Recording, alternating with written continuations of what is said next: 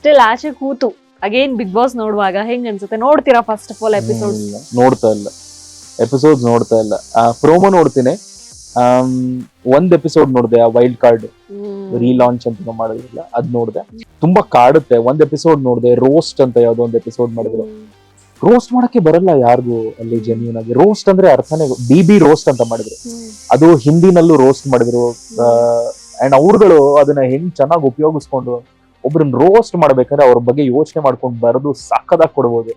ಮಾತಲ್ಲೇ ಕೊಡುವಂತಹ ಒಂದು ಪರ್ಫೆಕ್ಟ್ ಜಾಗ ಅದು BB ರೋಸ್ಟ್ ಅಂತ ಬಂದಿದ್ದು. ಅದು ಇಲ್ಲಿ ಬಂದಾಗ ಅವ್ರ ತರ ಆಕ್ಟ್ ಮಾಡೋದು, ಅಂದ್ರೆ ಅವ್ರು ಹೆಂಗ್ ಮಾಡ್ತಾರೆ, ಅವ್ರು ಮಿಮಿಕ್ರಿ ಮಾಡಿದ್ರು ಅಷ್ಟೇ. Mimicry isn't roasting. ರೋಸ್ಟ್ ಅನ್ನೋದಕ್ಕೆ ಒಂದು ಅರ್ಥ ಇದೆ. ಅಂಡ್ ಅಂತ ಒಂದು ಕ್ರೇಜ್ ಅದ್ ನೋಡಿದಾಗ ನಂಗೆ ಉರ್ದೋಗ್ಬಿಡ್ತು. ಅಂದ್ರೆ ನನ್ನ ಫ್ರೆಂಡ್ಸ್ ಜೊತೆ ಇರ್ಬೇಕಾದ್ರೆ ನನ್ನ ಫ್ರೆಂಡ್ಸ್ ತೋರ್ಸೋದು ನೋಡೋ ಮಗ ಇದ್ದು. ನಂಗೆ ರೋಸ್ಟಿಂಗ್ ಅದು ತುಂಬಾ ಇಷ್ಟ. ಕಾಲೇಜ್ ಡೇಸ್ ಇಂದ ಕಾಂಪಿಟೇಷನ್ ಅದು ಇದು ಎಲ್ಲ ಬಂದಾಗ ಬರ್ಕೊಂಡು ಹೆವಿ ಮೊಕ್ಕ ಕೊಡ್ದಂಗೆ ಹೇಳ್ಬಿಡ್ತಾ ಇದ್ದೆ. ಅಲ್ಲಿ ಅಟ್ಲೀಸ್ಟ್ ಆ ಚಾನ್ಸ್ ಸಿಕ್ಕರೆ ಮೊಕ್ಕ ಕೊಡ್ದಂಗೆ ಹೇಳ್ಬಿಟ್ಟು, ಇಲ್ಲ ಮ್ಯಾಮ್ ಆಟ ಅಂತ ಹೇಳ್ಬಿಟ್ಟು ಹಂಗೆ ಎಸ್ಕೇಪ್ ಆಗ್ಬೇಡ ಅಂತ, ಆ ತರದ್ ಯೋಚನೆ ಇತ್ತು. ಯಾರು ಬರ್ಕೊಂಡಿರ್ಲಿಲ್ಲ. ಯಾರು ಬರೆಯಕ್ ಒಂದು ಪೆನ್ನು ಪೇಪರ್ ಎಲ್ಲ ಕೊಡಿದ್ರು, ಚಾನ್ಸ್ ಕೊಟ್ಟಿದ್ರು, ಸಕ್ಕದಾಗಿ ಬರ್ದಿರ್ಬೋದಿತ್ತು ಅವ್ರಿಗೆ.